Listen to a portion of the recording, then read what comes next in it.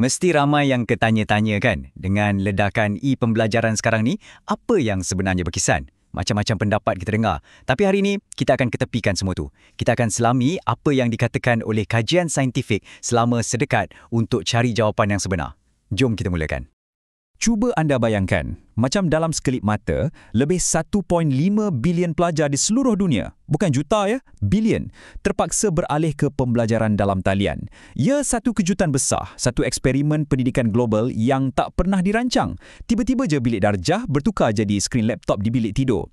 Jadi, persoalannya, apa yang kita belajar dari semua ni? Okey, jadi inilah soalan utamanya. Di sebalik semua aplikasi canggih, platform yang hebat-hebat ni, apa sebenarnya resepi untuk e-pembelajaran yang betul-betul menjadi? Apa yang membezakan kursus dalam talian yang buat kita rasa teruja dengan yang, bosannya? Inilah yang kita nak rongkai sama-sama. Untuk cari jawapan yang berasaskan bukti, kita akan tengok satu kajian yang, memang lain macam. Ini bukan kajian biasa-biasa tau. Ia satu meta-analisis. Kiranya macam kajian ke atas kajian-kajian yang menyaring penyelidikan e-pembelajaran selama 10 tahun penuh, dari 2009 hingga 2018. Ini untuk kita nampak the big picture, orang kata. Macam mana mereka buat? Dengan satu kaedah yang sangat teliti, dipanggil ulasan literatur sistematik. Bunyinya macam gempak kan? Tapi bayangkan je, ia macam kerja detektif akademik. Sangat terperinci. Mereka tapis beribu-ribu petunjuk atau dalam kes ni, kajian untuk cari corak sebenar dan bukti yang paling kukuh. Proses ni penting supaya kita tak dipengaruhi oleh satu dua kajian je, tapi kita nampak gambaran keseluruhan yang betul-betul sahih. Proses mereka memang sangat sistematik. Mula-mula mereka pilih jurnal-jurnal penyelidikan yang paling hebat je untuk pastikan kualiti. Lepas tu mereka buat carian meluas untuk apa saja berkaitan e-pembelajaran. Dari situ beratus-ratus artikel ditapis, mula-mula tengok tajuk dan ringkasan dan akhirnya barulah artikel yang paling relevan dibaca sepenuhnya. Setiap langkah ni direka untuk menapis sampai dapat intipati yang paling penting. Hasil carian awal mereka, 790 artikel. Cuba fikirkan sekejap, banyaknya. Ini menunjukkan betapa besarnya minat dan penyelidikan dalam bidang e-pembelajaran dalam tempoh sedekad tu. Tapi, macam kita tahu, bukan semua kajian tu sama kualitinya kan? Selepas proses tapisan yang super ketat tu, daripada 790 artikel, hanya 248 yang terpilih. Inilah yang dipatinya. Kajian-kajian yang paling berkualiti tinggi dan relevan. Bila kita fokus pada sampel yang lebih kecil tapi lebih padu macam ni, barulah penemuan tu betul-betul mewakili bukti terbaik yang ada. Jadi, apa yang didedahkan oleh 248 kajian ni? Kat sinilah ceritanya jadi sangat menarik. Penemuan utamanya bukanlah mengenai teknologi, gadget atau perisian terkini.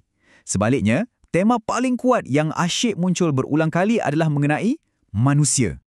Analisis ni mendedahkan dua watak utama dalam drama e-pembelajaran. Di satu pihak, kita ada pelajar dalam talian. Di pihak yang lain, kita ada guru dalam talian. Kalau kita nak betul-betul faham e-pembelajaran, kita kena faham pengalaman, cabaran dan motivasi kedua-dua kumpulan ni. Cuba tengok corak di sini. Bagi pelajar, isu utamanya ialah regulasi kendiri. Macam mana nak kekal bermotivasi dan fokus tanpa struktur bilik darjah fizikal. Ini menjelaskan kenapa kadar keciciran jadi cabaran besar. Bagi guru pula, ia bukan setakat tentang menguasai teknologi, tapi tentang pembangunan profesional. Bagaimana nak jadi pendidik yang berkesan dalam persekitaran baharu ni. Jelas sekali, fokusnya adalah pada aspek manusia, bukan mesin. Jadi, kalau kedua-dua pelajar dan guru ni adalah kuncinya, apa yang menghubungkan mereka? Apakah idea besar yang menyatukan pengalaman mereka untuk mewujudkan pembelajaran yang betul-betul hebat? Rupa-rupanya, penyelidikan menunjukkan satu rangka kerja yang sangat berkuasa. Teori yang paling dominan yang muncul ialah Community Inquiry atau COI. Idea di sebaliknya mudah je tapi sangat mendalam. Pembelajaran dalam talian yang terbaik tidak berlaku bila pelajar hanya duduk bersendirian di hadapan skrin. Ia berkembang dalam komuniti yang dibina dengan sengaja, berasaskan 3 kehadiran penting. Bayangkan ia macam kerusi 3 kaki. Kaki pertama ialah kehadiran pengajaran. Ini peranan guru dalam reka bentuk kursus dan membimbing perbincangan. Kaki kedua ialah kehadiran sosial, mewujudkan rasa kekitaan dan kepercayaan di kalangan pelajar. Dan kaki ketiga ialah kehadiran kognitif. Di sinilah pembelajaran sebenar berlaku, apabila pelajar bekerjasama untuk membina pemahaman. Kalau salah satu kaki hilang, keseluruhan pengalaman pembelajaran akan goyah. Sekarang, jom kita lihat lebih dekat jenis e-pembelajaran yang paling menarik perhatian penyelidik dalam dekad ini. ada satu format tertentu yang meletup popularitinya dan menjadi tumpuan utama dalam dunia penyelidikan. Anda mungkin tertanya-tanya, apakah itu? Jawapannya ialah MOOC. MOOC adalah singkatan untuk kursus dalam talian terbuka secara besar-besaran. Bayangkan mengambil kursus dari universiti terkemuka bersama ribuan pelajar lain dari seluruh dunia, selalunya secara percuma. Idea ini benar-benar mengubah landscape pendidikan tinggi dan mencetuskan gelombang besar penyelidikan.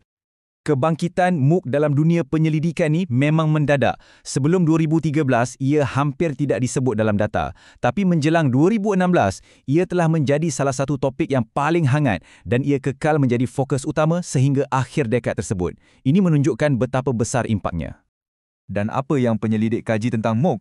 Sekali lagi, ia bukanlah tentang platform teknologinya. Mereka ingin tahu tentang manusianya.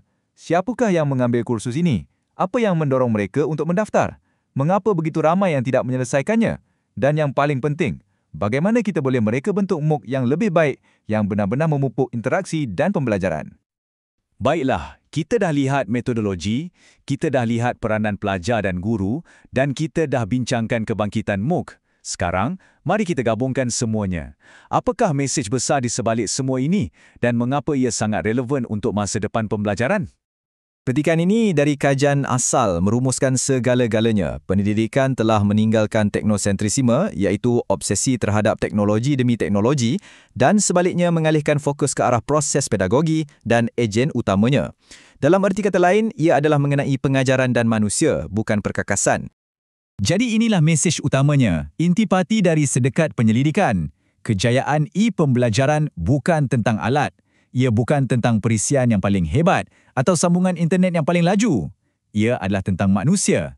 Ia adalah tentang pedagogi, seni dan sains pengajaran yang berkesan.